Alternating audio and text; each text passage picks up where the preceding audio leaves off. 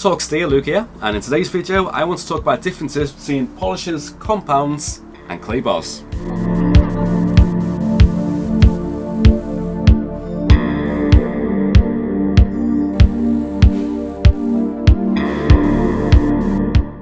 Hit that subscribe button and bell notification icon so you never miss a future release.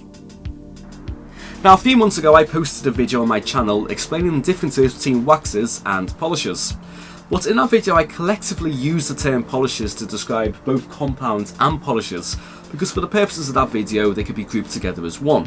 But in the real world, when you come to detailing your car and you've got the choice of using these two products, which one you use is quite important, because there are a couple of key characteristic differences between the two products which really determines what order you should use them in and which products you need to use. But firstly, let's start off with what we're trying to achieve, and that's super smooth paintwork, free of scratches, free of defects, and it's that super smooth paintwork that's going to allow light to come in and bounce off very uniformly, very predictably, and that's going to give you those high gloss levels.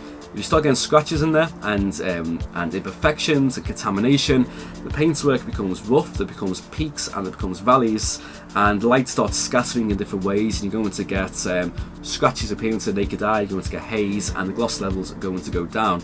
So really our job is to take those peaks and bring them down all the way to the valleys until we have one nice smooth continuous layer. And the first thing you want to do in most circumstances is decontaminate the car's paintwork, because you want to be working clean. And typically the most important stage of decontamination, you do have your iron removers and your tar removers, but the most important thing to use really is the clay bar. This will tackle all forms of contamination on the paintwork. That's going to give you a super smooth glass-like finish when it's done. Now this works by friction. It is very slightly abrasive, and for those reasons you don't need to do it on a regular maintenance wash. You only have to do it every now and then. If you want to know when you need to do this, just let me know in the comment section below, and I'll make a video explaining when to use a clay bar on the car. But this stuff is going to remove exhaust fumes, tree sap, tar, industrial fallout, iron contamination, blah blah blah, all that stuff that makes your paintwork feel rough. It's going to smooth it out, and even after that your paintwork is going to look a lot better. What that's going to do is give you a very clean surface, so when you go to apply your polishes and compounds, it's not going to clog up your polishing pads or your microfiber cloths, which is going to give you much better working time and just a much cleaner environment to work in. So with them out the way, let's go on to what these two products do, your polishes and your compounds. Now both of them will smooth the paintwork out in terms of peaks and valleys. It's going to skim the clear coat down so it's thinner, and for that reason you don't want to keep using polishes and compounds all the time when you paint, because it will thin it out. So you need to do it when necessary. Now these days polishes and compounds almost exclusively come in liquid forms, and they use micro abrasives in there in order to essentially liquid or wet sand the paintwork. It's kind of a liquid sandpaper if you can think of it that way, and they're kind of like just two different grits.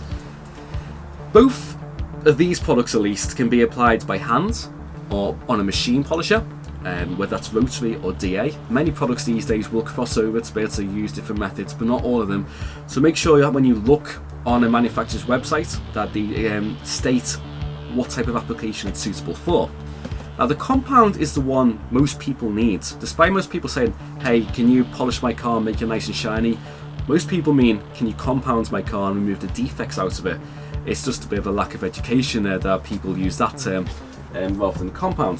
The compound is a more aggressive form of a polish really. The abrasives in there are bigger, they're more aggressive, so they're more effective at sanding down those swirl marks, those scratches and imperfections in the clear coat. And that's really the one most people want to use. The problem with compounds is because it is more aggressive, especially on darker cars, they can leave a haze there. And this is not as bad as it used to be. Old school compounds used to leave quite a big haze, and you always had to follow up with a polish. But nowadays compounds have come on a long way, and they use diminishing abrasives in here, and basically what that means is when it goes onto the paintwork, the abrasives are bigger, they are more aggressive, they will take those scratches out of the paintwork, but then they break down into smaller abrasives and they start mimicking a finer abrasive like a polish does, and that in turn removes the haze there. And for those reasons, most of the time you can just get away with using a compound. If you're using it with a machine polisher, you would typically use a compounding pad. But this is a compound pad here, and it's a stiff in terms of this one foam pad.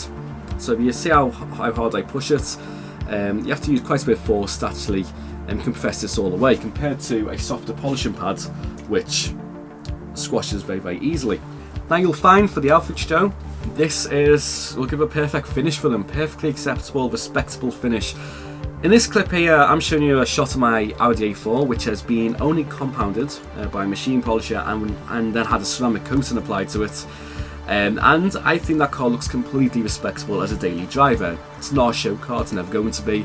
I'm completely happy with that finish. Same again for this black Alfa Romeo, and normally dark cars are the worst because they show imperfections more. Again, just a compound on it, and it looks completely respectable to the owner, to people passing by. And I think 99% of people would be completely happy with that finish on the car. So what's the polish for then, really? Well, that's for that final 10%. This will take you 90% away. This will do the heavy work. The polish will come in, and this, for the most part, will just remove the haze that a compound will leave behind. And for that reason, you never want to apply the polish first and then the compound second, because you're just working backwards, and this will be, completely become obsolete in that sense. You'll just be wasting your time, product, money, etc., etc. But this will remove those final swirls and give you that final 10% closer to a show car finish. You may also find as well that polishes may contain glazes in them or some type of filler. Whilst the polish itself is designed to remove the imperfections, the filler will also mask them. Something like Autoglim Super Resin Polish, a very popular one here in the UK, the resin factor in it is what fills them in, and that's why sometimes it can appear very effective at first, but then you'll come back to your car a few days later and imperfections are showing up again. That's because the glaze or the filler, it's kind of just washed away on the car, and it's not a permanent type of correction. So it's always better to level a paintwork if you can.